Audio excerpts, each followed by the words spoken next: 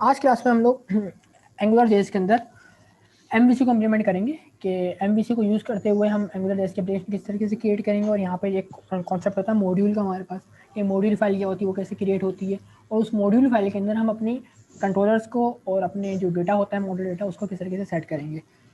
तो एमवीसी के अंदर आप जैसा कि आपको पता है 3 चीज़ें होती हैं, आपके पास मॉडल होता है, व्यू होता है और कंट्रोलर होता है। तो अभी तक हमने जितना भी काम किया है, जो आपको डिज़ाइन नज़र आती है एचटीएमएल की बूटस्ट्रैप लगी हो, उसके ऊपर सीएसएस लगी हो, सारा का सारा काम आपको कंसिडर किया जाएगा एज अ व्यू। ये सारी हमारी व्यू फाइल है हमारी। और जो डेटा सेट होगा हमारा, क्योंकि अभी एक्चुअल में हमारे पास डेटाबेस अवेलेबल नहीं है इस एप्लीकेशन के साथ, तो यहाँ पे मैं मॉड्यूल को एज अ डेटाबेस अपना कंसिडर करूँगा, एक मॉड्यूल फाइल बनाऊंगा, उसके अंदर अपना डेटा सेट करवा रहूँगा। ठीक हो गया। तो सबसे पहला काम हम यही करते हैं, एंगुलर मेरे पास इनेबल है, ठीक है, मेरे पास इनेबल तो करनी है, यहाँ पे लिंक कर दिया मैंने, एंगुलर को इनेबल अभी करना है मेरे को। लिंक करने के बाद सबसे पहले मुझे एक न्यू फाइल लेनी है, इसको सेव करवाते हैं और फाइल का नाम रखूँगा मैं module.js। ये मेरा मॉड्यूल बन रहा है, क्योंकि आपके एमवीसी का डेटा जो मेंटेन होगा वो इस मॉड्यूल फाइल के अंदर ही मेंटेन करना है आपको। सेव करते हैं, ठीक है, ये फाइल मेरी बन गई जावास्क्रिप्ट की फाइल। अब इस जावास्क्रिप्ट फाइल को सबसे पहला काम क्या होता है, मुझे कनेक्ट करवा देना है अपनी एचटीएमएल फाइल के साथ। तो कनेक्शन बनाने के लिए इनका जो हम लिंक लगाएंगे, हेड पोर्शन पे आते हैं जहाँ पे हमने एंगुलर को इनेबल किया हुआ है, वहीं पर आके स्क्रिप्ट src और यहाँ पे आके फाइल का नाम module.js के नाम से फाइल है मेरे पास, और यहाँ पे मेरे पास ये लिंक हो गई है। अच्छा, लिंक होने के बाद अगर हम चलते हैं फाइल की तरफ, तो फाइल इस टाइम पे मेरे पास बिल्कुल एम्प्टी पड़ी हुई है, ठीक है। इस फाइल को हमें बेसिकली मॉड्यूल बनाना है, तो मॉड्यूल बनाने के लिए किसी भी जेएस की फाइल को एंगुलर का मॉड्यूल बनाने के लिए आप क्या करेंगे, इक्वल टू, ठीक है, हमारे पास एक मेथड है यहाँ पे by default angular dot module. तो इस तरीके से क्या होगा, आपका मॉड्यूल क्रिएट हो जाएगा। मॉड्यूल क्रिएट होने के बाद इसका एक नाम होगा, मॉड्यूल क्रिएट होने के बाद इसका आप एक नाम रखेंगे। 8:24 हुए हैं अभी तो, 8:25। ब्रैकेट्स लगाएंगे आप, और यहाँ पे आने के बाद अपने मॉड्यूल का नाम सेट करेंगे। तो नाम सेट करने के लिए आप डबल कोट्स लगाएंगे, और डबल कोट्स में आके अपने मॉड्यूल का नाम कुछ भी दे सकते हैं आप। फॉर सपोज दे रहा हूँ माई मॉड, ये आपके मॉड्यूल का नाम हो गया, क्योंकि आपके पास एक एप्लीकेशन के साथ हमने डिस्कस किया था थ्योरी के अंदर कि एक एप्लीकेशन के साथ आपके मल्टीपल मॉड्यूल्स कनेक्ट हो सकते हैं। मॉड्यूल्स क्या होता है, एक कंटेनर होता है हमारा, तो मल्टीपल कंटेनर्स भी आप यूज़ कर सकते हो। अब यहाँ पे तो बन गया हमारा मॉड्यूल का नाम, उसके बाद आपको कॉमा करके इस तरीके से इसका पैकेट खाली छोड़ देना है। यहाँ पे आपकी आती है डिपेंडेंसी, कि अगर ये मॉड्यूल किसी और मॉड्यूल के ऊपर डिपेंड कर रहा हो तो यहाँ पे उस डिपेंडेंसी का लिंक लगेगा। लेकिन फिलहाल के लिए मेरा मॉड्यूल स्टैंड अलोन खाली पड़ा हुआ है, तो मैं यहाँ पे इनको खाली छोड़ दूंगा। ये बन गया आपका मॉड्यूल, ठीक है। अच्छा सॉरी, यहाँ पे पैकेट इस तरीके से नहीं आएंगे, ये हमारा मॉड्यूल हो गया कंप्लीट, ठीक हो गया। यानी कि इस लाइन के थ्रू हमने डिफाइन कर दिया कि हमने एक मॉड्यूल क्रिएट करना है, उस मॉड्यूल का नाम है माई मॉड, और उसको हमने पूरे डेटा को सेव करवा दिया ऐप नाम की वेरिएबल के पास। अब मुझे इस मॉड्यूल के अंदर क्या चाहिए, मुझे मॉड्यूल के अंदर चाहिए डेटा अपना, यानी कि मॉडल डेटा चाहिए। लेकिन मॉडल डेटा को मैं डायरेक्टली लिखूंगा, मैं पहले बनाऊंगा एक कंट्रोलर जो कि उस डेटा को कंट्रोल करेगा। अब मैं लास्ट टाइम आपको बताया था मैंने, कंट्रोलर ही मेन चीज़ होती है जो कि आपको डेटा को मेंटेन करवा रही होती है। तो हम पहले बनाते हैं कंट्रोलर। कंट्रोलर बनाने के लिए हम करेंगे ऐप डॉट कंट्रोलर, कि आपका कंट्रोलर बन रहा है और कंट्रोलर का भी नाम होगा, क्योंकि कंट्रोलर एक से ज़्यादा हो सकते हैं। मैं नाम दे रहा हूँ उसको माइकॉन, मेरा कंट्रोलर हो गया ये। उसके बाद आप यहाँ पे कॉमा करके एक फंक्शन ऐड करेंगे जो कि बाय डिफॉल्ट फंक्शन है इसका, और इस फंक्शन के अंदर आप डिफाइन करेंगे एक स्कोप नाम का आर्गुमेंट। ये स्पेशल टाइप का आर्गुमेंट जिसके साथ आपको डॉलर लगाना है, ठीक है। ये बेसिकली आपकी सर्विसेज है। सर्विसेज हम आगे भी पढ़ेंगे सर्विसेज क्या होती है, तो उनमें से एक सर्विस है स्कोप की, जिसका काम ये होता है आपके कंट्रोलर के अंदर डेटा को सेट करवाना। डेटा को बनाने के लिए हम एक सर्विस यूज़ करेंगे स्कोप की सर्विस। तो उसको हमने जो भी सर्विस हमें यूज़ करनी होगी ना फर्दर आगे जब हम पढ़ेंगे, तो हम सर्विस को इसी फंक्शन के बैकेट के अंदर सेट कर देंगे। लेकिन अभी हमने सर्विस को यूज़ नहीं करनी, सिर्फ एक ही सर्विस यूज़ करनी है। इसका काम क्या है, डेटाबेस के जो है ना वेरिएबल्स बनाना, तो वो हम इसके लिए स्कोप को यूज़ कर रहे हैं। और आगे यहाँ पे हम लगा देंगे पैकेट्स इस तरीके से, और ये बन गया हमारा कंट्रोलर। अब इस कंट्रोलर के अंदर आते हैं, और यहाँ पे आने के बाद हम इस सर्विस को यूज़ करते हुए, स्कोप की सर्विस को यूज़ करते हुए अपने डेटा को सेट करवाते हैं। फॉर सपोज मैं यहाँ पे आता हूँ और यहाँ पे लिखा मैंने dollar scope dot name equal to, एक नाम लिख दिया। तो मेरे पास जो वेरिएबल है उसका नाम क्या है, नेम, और उसकी वैल्यू जो है वो अहमद है। लेकिन ये क्योंकि वेरिएबल को यूज़ कर रहा हूँ कंट्रोलर के अंदर, तो मैंने स्कोप के थ्रू उसको आपस में कनेक्ट करवा लिया। कनेक्ट करवाने के बाद ये पूरा का पूरा जो मेरा कंट्रोलर है ये डिफाइन हुआ हुआ है मेरे पास मेरे अपने मॉड्यूल के अंदर। तो ये हमने काम कर लिया, मॉड्यूल हमने क्रिएट कर लिया, उसके अंदर कंट्रोलर क्रिएट कर लिया, कंट्रोलर के अंदर हमने एक डेटा को सेट करवा लिया। मैं लिख भी दूंगा आगे ताकि आपके ऊपर वाज़ेह हो जाए कि हमारे पास जो है ये हमारा मॉडल डेटा है, ये हमारे पास कंट्रोलर है, और यहाँ पे हमारे पास ये हमारा मॉड्यूल है, ठीक हो गया। अब ऑलरेडी मैंने इस फाइल को कनेक्ट करवाया अपनी फाइल के साथ, लेकिन यहाँ पे एक इशू ये है कि आपको पता है कि आप पहले एंगुलर को करते हैं एनेबल। तो एंगुलर को एनेबल करने के लिए हम एनजी ऐप यूज़ कर रहे होते हैं, तो एनजी ऐप का डायरेक्टरी हम यूज़ करते हैं ng-app, और यहाँ पे डबल कोर्स खाली। अब यहाँ पे हमेशा से हम डबल कोर्स खाली छोड़ते हुए आ रहे हैं, लेकिन आज हमें क्योंकि इस फाइल के साथ एक अलग से फाइल अटैच है जिसको हम मॉड्यूल की फाइल कह रहे हैं, वो मॉड्यूल फाइल का काम हम यहाँ पे ऐड करना चाह रहे हैं। तो मॉड्यूल का जो भी नाम होगा ना, माई मोड नाम था मेरे पास, इस माई मोड को करता हूँ यहाँ से कॉपी में, और यहाँ पे आके जो ऐप के ब्रैकेट्स हम खाली छोड़ते हुए आ रहे हैं यहाँ पे आ जाएगा इस मॉड्यूल का नाम के, कि अगर आपकी एप्लीकेशन खाली चल रही है विदाउट एनी मॉड्यूल तो आप इन ब्रैकेट को खाली छोड़ देंगे कोर्स को, लेकिन जहाँ आपके पास कोई एप्लीकेशन का नाम मॉड्यूल ऐड हो जाता है तो उस मॉड्यूल का नाम यहाँ पे आएगा, ताकि आपकी एप्लीकेशन एंगुलर को भी इनेबल करे और साथ साथ आपके मॉड्यूल जो आपने खुद से बनाया मॉड्यूल, उस मॉड्यूल की भी फंक्शनलिटी को आपके व्यू फाइल है हमारे पास, इस व्यू फाइल तक लेके आए।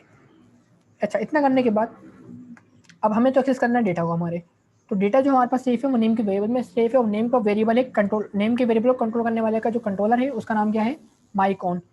अब सबसे पहले हम यूज़ करेंगे माईकॉन को। माईकॉन को रेफरेंस बनाते हुए हम आगे बात करेंगे नेम से। डायरेक्ट हम नेम से बात नहीं कर सकते। अगर हम यहाँ पे डायरेक्ट आते हैं और यहाँ पे हम लिखते हैं नेम, तो मुझे नेम की जो वैल्यू है, हालांकि मैंने लिंक भी करवाया हुआ है, एनेबल ही किया हुआ है, लेकिन मैं डायरेक्ट एक्सेस कर रहा हूँ नेम को, और नेम मेरे पास जो है एक कंट्रोलर मैनेज कर रहा है, इस कंट्रोलर का नाम है माईकॉन। तो मैंने बीच में कंट्रोलर कोई भी रेफरेंस पास नहीं किया, डायरेक्ट मैं बात कर रहा हूँ नेम से। तो जरा चेक कर लेते हैं क्या मेरे पास नेम गेट होता है या नहीं होता है। तो आपके सामने नेम की वैल्यू गेट नहीं हुई, क्योंकि आपने नेम को डायरेक्ट एक्सेस करने की कोशिश करी, हालांकि नेम जो था वो एक कंट्रोलर के अंडर में काम कर रहा था, कंट्रोलर का नाम क्या था, माईकॉन। तो पहले आपको माईकॉन का रेफरेंस ऐड करना पड़ेगा, तब जाके आप माईकॉन के अंदर जितने भी वेरिएबल्स हो, जरूरी नहीं कि सिर्फ एक वेरिएबल हो, मल्टीपल वेरिएबल्स भी हो सकते हैं, उन सब वेरिएबल्स को आप यहाँ पे इजीली यूज कर सकते हैं। तो इसके लिए हम एक काम करते हैं, हम डिफ क्रिएट करते हैं, और इस डिफ के अंदर हम अपने कंट्रोलर को कर देंगे इनेबल। तो इसके लिए हम एक डायरेक्टरी यूज करेंगे एनजी कंट्रोलर का इक्वल टू, और कंट्रोलर का जो भी हमारे पास नाम था, माईकॉन नाम था मेरे पास, यहाँ पे ऐड कर दिया, सेव किया मैंने। और अपने जो कोडिंग है मेरी, जहाँ पे मैं नेम को एक्सेस कर रहा हूँ, इस नेम का एक्सेस पॉइंट में कट करता हूँ और अपनी जो मेरी कंट्रोलिंग हो रही है यहाँ पे पेस्ट कर देता हूँ। इससे क्या होगा कि आप नेम के ऊपर एक रेफरेंस ऐड हो गया कंट्रोलर का, कि ये नेम है, मैंने बता दिया कि मेरा नेम कहाँ से आएगा, माईकॉन के नाम से कंट्रोलर बना होगा किस मॉड्यूल में, माई मॉड के मॉड्यूल में, तब जाके आपको एक्सेस करना है। यानी कि चीज़ों को वन बाय वन आएंगे, पहले आप मॉड्यूल को एक्सेस करेंगे, फिर आप एक्सेस करेंगे कंट्रोलर को, फिर उसके बाद एक्सेस करेंगे अपने डेटा को। ठीक हो गया। अब जरा चेक कर लेते हैं कि हमारे पास नेम की वैल्यू गेट हो रही है या नहीं हो रही। तो एज यू कैन सी हमारे पास नेम की जो वैल्यू है इजीली गेट हो गई, हम डायरेक्टली गेट नहीं कर सकते। अच्छा, एक चीज़ ये कि अगर आप इस नेम को बाहर ऐड करेंगे यहाँ पे आके,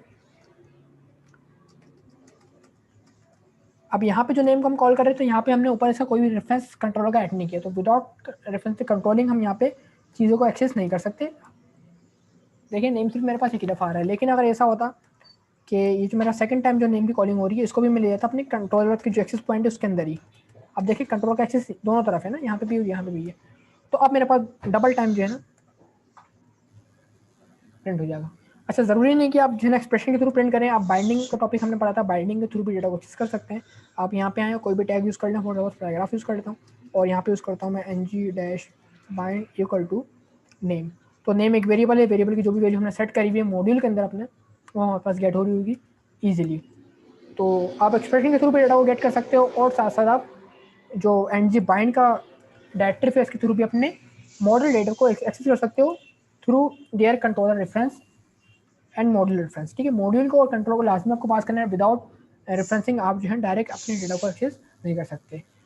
और सेम इस तरीके से अगर डेटा आपके पास सेट होगा यहाँ से कंट्रोलर तक, डेटा आप तक जाएगा, मतलब व्यू से डेटा जाएगा हमारे पास मॉडल तक, तब भी आपको कंट्रोलर का रेफरेंस पास करना पड़ेगा। कैसे पास करना पड़ेगा इसकी भी एग्जाम्पल देख लेते हैं। फॉर सपोज अभी मेरे पास यहाँ पे एक इनपुट टाइप फील्ड है। अब यूजर, आपको पता है कि यूजर से डेटा लेने के लिए हमें इनपुट टाइप फील्ड चाहिए होती है, और इनपुट टाइप फील्ड में डेटा को एंगुलर गेट करने के लिए यूज़ करता है एनजी मॉडल का डायरेक्टिव। एनजी मॉडल के थ्रू हम क्या करते हैं, यूजर से डेटा गेट कर रहे होते हैं। तो यहाँ पे करते हैं इनपुट टाइप टेक्स्ट, और यहाँ पे आके हम ऐड करते हैं एनजी मॉडल। अब एनजी मॉडल का मतलब एक नॉर्मल सा वेरिएबल, फॉर सपोज कर रहा हूँ नेम। ठीक है, अब एनजी मॉडल से क्या होगा कि हम जो भी फील्ड में लिखेंगे डेटा अपना, वो एनजी मॉडल के नेम में जाएगा, और नेम से होता हुआ कहाँ जाएगा, कंट्रोलर के अंदर, माई कंट्रोलर के अंदर, और यहाँ से माई मॉड के अंदर जाएगा। देख लेते हैं यहाँ पे कहाँ है, इधर आएगा। ठीक है, इधर से कंट्रोलर के अंदर आएगा, और यहाँ से जो नेम की वैल्यू है अभी क्या है, अहमद, लेकिन फिर क्या हो जाएगी, जो हम लिख रहे होंगे वो वैल्यू हो जाएगी। यानी कि हमने यूजर के बिहाफ पे भी मॉडल के डेटा को अपने चेंज करने की कैपेबिलिटी यहाँ पे हमें मिल रही होती है। सेव करते हैं, रिफ्रेश किया, तो अभी आपके सामने अहमद है। अच्छा, एक चीज़ और कर लेते हैं, नीचे प्रिंट भी कर लेता हूँ अहमद को ना यहाँ पे, ताकि आपके ऊपर वाज़ेह हो जाए। अगेन मैं यहाँ पे बाइंडिंग के through ng dash bind equal to name. इससे क्या हो रहा है, दोनों दफ़ा आपके पास, आपको पता है नेम की वैल्यू क्या है, अहमद है, तो आपको पैराग्राफ में भी अहमद मिल रहा है वैल्यू और टेक्स्ट फील्ड के अंदर भी अहमद मिल रहा है। लेकिन टेक्स्ट फील्ड में क्योंकि हम एडिट कर सकते हैं, तो अगर मैं अहमद को चेंज कर रहा हूँ तो आपके सामने नीचे जो वैल्यू आ रही है, आपको पता कहाँ से आ रही है वैल्यू, वो आ रही है मॉडल से। तो मतलब ये है कि जो अपने इनपुट में फील्ड दी, जो इनपुट में वैल्यू थी वो गई पहले मॉडल के पास, तो मॉडल में डेटा अपडेट हुआ, मॉडल से दोबारा घूम के कहाँ पे आया, नीचे आपके पास आई है। यानी कि रियल टाइम पे आप डेटा को चेंज कर रहे हो। आप जो है मॉडल के अंदर डेटा सेट भी करवा रहे हैं और जो सेट हुआ डेटा पहले से आ रहा है अहमद, उसको गेट भी कर रहे हैं। पहले हम डेटा बाय डिफॉल्ट गेट करते हैं अहमद, फिर अहमद को एडिट करते हैं, फिर दोबारा कुछ और लिखते हैं, दोबारा कुछ और लिख रहे हैं हम, तो नेक्स्ट जो नीचे नेक्स्ट लाइन में प्रिंट होकर आ रहा है वो कहाँ से आ रहा है, जो नेम लिखा हुआ है ये आ रहा है हमारे पास इस मॉडल से। तो अभी तो आपको पता है इसकी वैल्यू अहमद है, शुरू में अहमद ही आता है, लेकिन जैसे हम चेंज कर लेते हैं डेटा सेट हो जाता है, यहाँ पे जाके अहमद रिप्लेस हो जाता है हमारी नई वैल्यू के साथ, और नई वैल्यू हमारे पास नीचे आके डिस्प्ले हो रही होती है हमारे सामने रियल टाइम पे। तो इसको हम कहते हैं, इस कॉन्सेप्ट को हम कहते हैं two way data binding. Data binding topic से क्या कहते हैं, इसके ऊपर थोड़ी थ्योरेटिकल बात कर लेते हैं पहले। ओके, तो ये टॉपिक हमारे पास जो है वो है डेटा बाइंडिंग का, कि हमने डेटा बाइंडिंग है कि हमारे पास कि मॉडल और व्यू के दरमियान में डेटा को प्रोसेस करवाना, डेटा को सेंड करना, रिसीव करना, डेटा बाइंडिंग कहलाती है हमारे पास। और हमारे पास दो टाइप से डेटा बाइंडिंग अवेलेबल है, वन वे और टू वे। वन वे का मतलब क्या होता है कि डेटा सिर्फ आगे लिखा भी है हमारे पास, मॉडल से उठेगा और कहाँ तक आएगा, व्यू तक आएगा, data flow from model to view only. लेकिन अगर टू वे की बात करें तो उसमें डेटा जो है ना टू वे कम्युनिकेट करके कैसे, पहले हम बात करते हैं वन वे की। वन वे में क्या होता है कि डेटा हमारे पास बाइंड होता है मॉडल के अंदर और आ रहा होता है व्यू के पास, और इसको अचीव करने के लिए हम यूज़ करते हैं एनजी बाइंड का डायरेक्टरी। लेकिन अगर हम आगे बढ़ते हैं टू वे की तरफ चलते हैं, टू वे में क्या हो रहा है, डेटा हमारे पास टू वे कम्युनिकेशन हो रही है, मॉडल से डेटा आ भी रहा है और दोबारा व्यू से, जैसे भी हमने करके देखा, इनपुट टाइप से डेटा हमारे पास जा भी रहा है एनजी मॉडल के थ्रू। तो यहाँ पर डेटा हमारे पास मॉडल में दोबारा सेट भी हो रहा है जाके। तो इस पर्पज़ को यूज़ करने के लिए हम यहाँ पे यूज़ कर रहे होते हैं एनजी मॉडल का डायरेक्टिव। बाकी चीज़ आपके सामने है।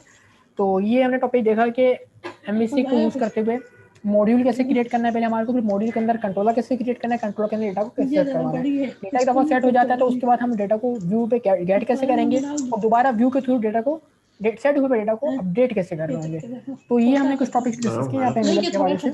अब ये कि नेक्स्ट क्लास में आएंगे और आगे मजीद इवेंट्स के ऊपर बात करेंगे कि इन्हीं, अब मॉड्यूल तो हम पढ़ना ही है, हमारे को मॉड्यूल के अंदर ही हम सारे इवेंट्स वगैरह क्रिएट कर देंगे, हैंडलिंग किस तरीके से होती है, इसके ऊपर बात करेंगे। तो that's it for today, see you next time.